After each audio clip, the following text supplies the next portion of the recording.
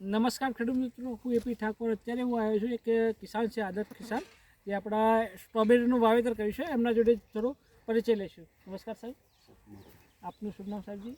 મારું નામ બુંબડિયા જયંતિભાઈ હગરાભાઈ.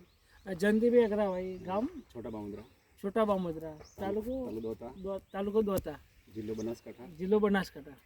બરાબર. સાહેબજી, આ સ્ટ્રોબેરીનું વાવેતર તમને કઈ રીતે આઈડિયા આવ્યો સાહેબજી? વિકસત સંસ્થા અને સીની સંસ્થા, જે ખેરોજ વિકસત સંસ્થા છે ને હળાદ સીની સંસ્થા છે. જી જી. સીની સંસ્થા એમને સાહેબ વિઝિટ કરી અમદાવાદથી. વિકસત સંસ્થાના સાહેબ અને જે આપણા મોટા અધિકારીઓ છે બરાબર, એ આવ્યા હતા અહીંયા. અને પછી આ જે મરચીનું વાવેતર કર્યું એના પછી એમને આઈડિયા આવ્યો કે અમને સ્ટ્રોબેરી આપવા જેવી છે ને સ્ટ્રોબેરી કરવા જેવી છે. સ્ટ્રોબેરીનું આવક ઇન્કમ વધારે છે એવું લોકોએ ગણતરી કરી. અને પછી હિમાચલ પ્રદેશથી વિન્ટર ડાઉન વેરાયટી લાઈન પછી અમને મલ્ચિંગમાં કરાવડાવી. બરાબર. તો સાહેબ છે, એમને પ્રાકૃતિક ખેતીનો એમને એવોર્ડ પણ મળ્યો હતો બનાસકાંઠા જિલ્લામાં. બરાબર.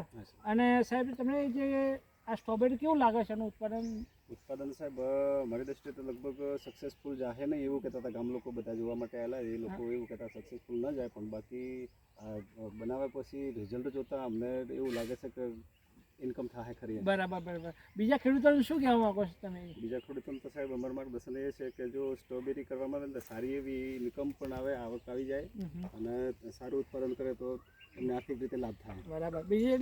બીજા ખેડૂતોને એવું હતું કે આપણા વિસ્તારમાં સક્સેસ નહીં, પણ એ જે જયંતિભાઈ છે, જે પ્રાકૃતિક ખેતી સાથે જોડાયેલા છે ખેડૂત મિત્રો, તમે જોઈ શકો છો કે સક્સેસફુલ છે.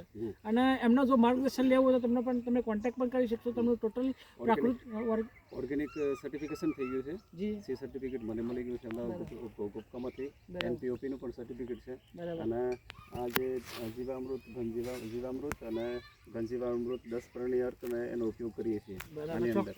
એટલે રિઝલ્ટ સાહેબ છે ને, થેન્ક યુ સાહેબ, કારણ કે એમને જે સી સર્ટિફિકેટ પણ મળ્યું છે એ જોરદાર કહેવાય કે એમને ટોટલ ઓર્ગેનિક ખેતી કરે છે. એટલે આવનાર સમયે જેનરિક દવાથી લોકોને અવારનવાર ઘણી બધી બીમારી થાય છે. તો સાહેબ છે એક માર્ગદર્શન પૂરું કર્યું છે. તો તમે પણ ખેડૂત મિત્રો આવીને તમે જોઈ શકો એવા સારા એવા ખેડૂત છે. તમે જુઓ તો એક અંતરિયાળ વિસ્તારમાં એમને જોરદાર લોકેશન ઊભું કરી છે. બરાબર. મારે સંદેશ એ આપવાનો છે. ડીવાય ડાયરેક્ટર આપણે અહીંયા મુલાકાત કરી ગયા, ગુજરાત રાજ્યના ડીવાય ડાયરેક્ટર સાહેબ પણ મુલાકાત કરી ગયા. એમને પરિચય લઈ અને પછી એમને રિક્વેસ્ટ કરી કે સાહેબ મારી એક વિનંતી, જો તમે સાંભળો ને આગળ જો સરકારને અવગત કરો ને મારે સૌથી સારું. મેં એમને કીધું કે સાહેબ જો પ્રાકૃતિક ખેતી એ આપણા ભારત દેશનું ભવિષ્ય છે. બિલકુલ બરાબર. અને જો પ્રાકૃતિક ખેતી કરતા ખેડૂતોને જો સરકાર સહાયરૂપ નહીં બને ને તો આખો દેશનું ભવિષ્ય ખતરામાં છે સાહેબ. કેમ કે રાસાયણિક દવા અને રાસાયણિક ખાતરોથી બીમારીઓ વધે છે ને બધું થાય. મારા ઘરનો સાહેબ જે સામાન્ય કરતો છે અને હું સામાન્ય ખેડૂત છું, પણ બાકી એક વર્ષનું વાર્ષિક મેડિકલ ખર્ચ 5 રૂપિયા નથી. જોરદાર કહેવાય. તો ખેડૂત મિત્રો જુઓ, એમનું મેન કેવું છે, પૈસા તો કમાઈ લેશું, પણ મેન માણસનું જરૂર સ્વાસ્થ્ય. તો સ્વાસ્થ્ય નહીં હોય તો ગમે એટલા પૈસા તમે જીવન સારું નહીં જઈ શકો. તો સાહેબનું એવું કેવું છે કે લોકો તમે આજ નહીં તો કાલે તમારા ઓર્ગેનિક ખેતીમાં આવવું પડશે. રાસાયણિક ફર્ટિલાઇઝરથી એટલું બધું નુકસાન થાય છે જે કેન્સર છે, મોટી મોટી બીમારીઓ થઈ શકે. તો એમાંથી બચવા માટે તમે આ રીતે ઓર્ગેનિક તરફ વળો. સાહેબનો એક સંદેશ છે. રાસાયણિક ખાતર અને રાસાયણિક દવા આપવાથી રોગ પણ વધારે આવી જાય અને છોડવાની બીમારી પણ વધી જાય. એટલે ઉત્પાદન પણ સારું એટલું બધું નહીં મળતું. બરાબર. એટલે ઓર્ગેનિક સાહેબને શું કરો છો તમે? ઘનજીવામૃત અને જીવામૃત. બરાબર. પછી 10 પ્રણી અર્ક વાપરીએ. બરાબર. તો સાહેબજી, તમે બીજા ખેડૂતો તમારી જોડે વાત કરવા માંગો જે સાહેબજી, તો તમે વાત કરી શકો?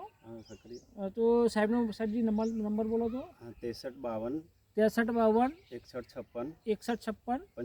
75. ઓકે. તો ખેડૂત મિત્રો, એક આદર્શ કિસાન છે આપણા જયંતિભાઈ. અમે તો એમને મળવા માટે આવ્યા હતા. એમને મરચાંનું વાવેતર કર્યું છે, ટોટલ ઓર્ગેનિક છે અને આદર્શ કિસાન છે. સાહેબજી, તમે ટાઈમ માટે એ બદલ આભાર. Thank you.